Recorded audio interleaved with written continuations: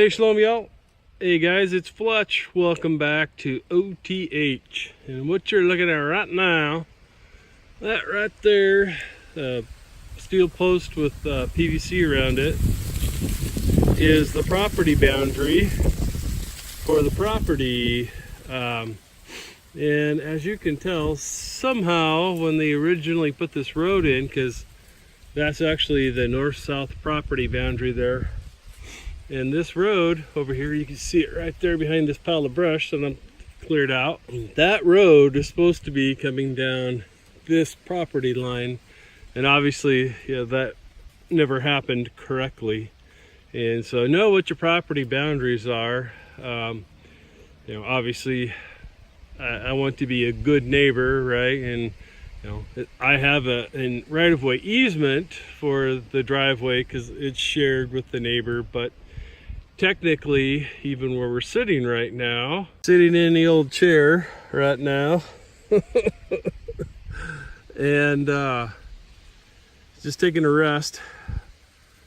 You just gotta do a little bit at a time, do what you can, right? And you'll eventually get where you need to be. But I finished the thought earlier, know what your boundaries are, right? Because I was planning on putting or continuing my fence kind of up this line right here, because behind me, that's the line that it's going on, and that's not the property or proper property boundary. And so it's actually over there off of that post. So probably what I'll do is I'll run a fence going that way a little ways and then coming back this way. And that way I'll never have to move it. And the neighbor and I got to talking about this the other day, and he's amiable about it, because actually him and the previous owner of the property that I own were the ones that cut in the roads and did all of that, or had it done, so to speak. So for whatever that's worth out there, make sure that you know what your property boundaries are. And here's kind of another neat thing. These are the 3M work tunes, and I really like these. I bought them for mowing grass because I have a lot of pasture that I have to mow during the the warm months when the grass grows. And it's kind of monotonous just sitting there with nothing to listen to, so to speak. And I had a pair, or I still do, shooting earmuffs that you can patch music into through a patch cord. That's the word I was looking for, through a patch cord. And it just wasn't loud enough, you couldn't really enjoy the music. And when I say loud enough, I don't mean like dangerously loud. I just mean like seriously, you could hardly hear it over the roar of the engine, especially on a ZTR, because your head's actually pretty close to it. And so I got these and I really like them. They have a USB connection, and then you can also use a patch cord. Today I'm using them just to listen to music while I'm out here. And they also do a fairly good job of keeping your ears warm too. And so that's another kind of neat thing, especially wearing these in the winter, is that they'll also help to keep your ears warm. And a couple other things I wanted to share with you. So I showed you guys this quite a while ago, but I've never actually done a review on it. But having said that, this is a very, very good homesteading piece of equipment as well. And as you can see, the blades on here have definitely taken their toll.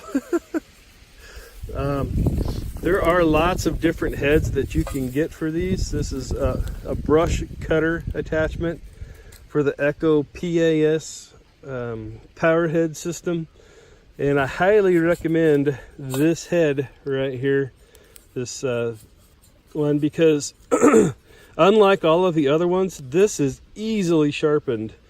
You can just use your grinder, like I have the Cobalt 24 volt cordless grinder, and I can just prop it up and hit this a little bit with the grinder, and I'm back in business and good to go. Don't have to worry about sharpening, you know, a whole bunch of individual teeth. And quite frankly, this works just as good, if not better, than those other blades do. And this is the PAS 280. Let's see here. Yeah, 280. It's the larger head that you can get. There, and you know, it just connects right here. You can add the different heads to it. But what I bought it for was the brush cutter attachment that you can see is on there. And this is a steel right here. This whole piece is steel to keep it from you know, anything from the blade shooting off and hitting you. So I definitely wouldn't, for me personally anyways. Oh, I see I'm missing a support screw there. I need to get that replaced. Must have vibrated out. But anyways, to finish the thought, I definitely wouldn't add something like this to a regular weed eater or string trimmer, whatever you want to call it, without having that steel shroud around there in case one of the teeth flies off, or you know, one of those, just, you know, through metal fatigue, right? A big chunk of that you know, weakens and goes flying off. You don't want it smacking you. And then also kind of an update for the CS590 Timberwolf from Echo. I have, at this point anyways, I'll bet you I've cut down at least 100 trees, probably more, but I don't want to overstate things. But yeah, I've definitely cut down probably around 100 trees thus far with this chainsaw. You know, everything from, you know, big trees to, you know, a whole bunch of little saplings. And this saw just keeps on running, and I've been very happy with it. Actually, the other day I had 7 chains that I had taken in. I needed to have them not just sharpened but balanced, because when you sharpen a saw blade yourself, or at least in my experience, or when you sharpen it yourself, you end up after a while kind of getting your balance off, and the chain will pull to the left or to the right, and then you can't cut straight down deep through something, and yeah, it just ends up being a big problem. And so yeah, very happy with this Echo CS590. And for those of you that don't know, this 590 is actually kind of the residentialized, so to speak, version of the CS620, which is a commercial grade chainsaw. It has the exact same motor, and actually the tune-up kit for these is exactly the same spark plug, same air filter, same fuel filter, different things like that. So great chainsaw, especially for the money. Obviously, you know, it'd be hard to go wrong with a Stihl or a Husqvarna either, but having said that, these don't cost anywhere near as much as those other two, and they work very good, run very well, and start very well. So, and for a lot of people, right, that's the biggest thing about your chainsaw, is you just can't get it to start. And it doesn't matter whether it's a chainsaw or my power head, they both do a good job and start when I need them to. Well guys, I hope you enjoyed the little update today. And remember, property boundaries, know what your property boundaries are and have them marked out, so that way, you know, if it ever becomes an issue, you know exactly what's right and what's wrong. And also, see, who was it? Someone the other day just recommended the OnX Hunt app, and oh, it was Bear at Bear Independent, and I would second that. I've been using it for a couple of years now, and it's got some really cool features.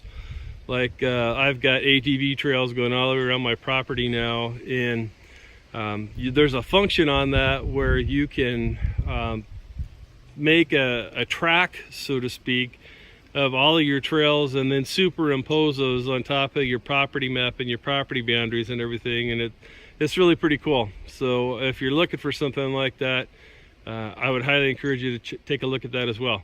All right, guys, I hope you're having a blessed day. We'll talk to you soon. Shalom.